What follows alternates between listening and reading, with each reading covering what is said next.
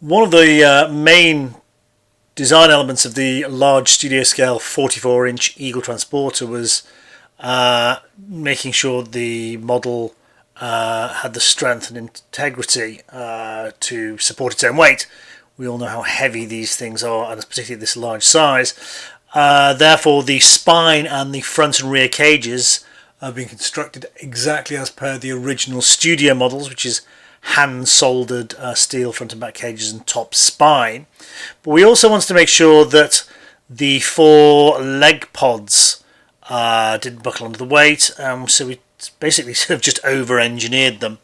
As per the original studio model, I don't know whether you can see here, there's a metal rectangular tubing that runs through both front and rear walkways. And on the original studio models, these arms here on the pods insert into here.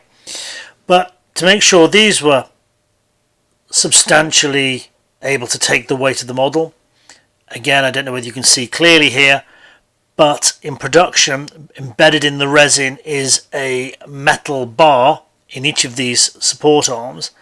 There's a locating joint here, so they click together inside the model, inside the 2 walkways, front and rear. And there's a nice added little touch. There's 2 ball bearing locations here, there and there, which are on springs, so as you push the leg pods into place, the ball bearings will meet a corresponding hole and click, meaning that the leg pods are in position. So yes, so a lot of engineering and thought gone into that, so there will be no bowing at all of any of the model. The base, the display base.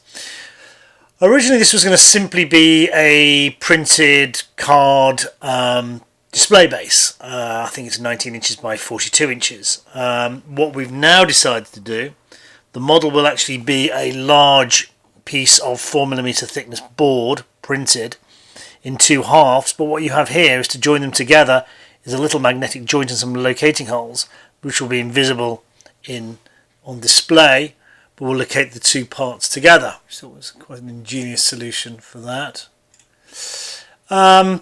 Yes, the suspension system on the Eagles. This is a very, very big and very, very heavy model. Again, I don't know whether this picks up the detail, but these systems designed here should allow the model to rest in the correct position when on display, but still, when you press down on the model, will still act like suspension in the way that they did in the actual show. So again, these are overly engineered internally to make sure they do the job that they're designed to do.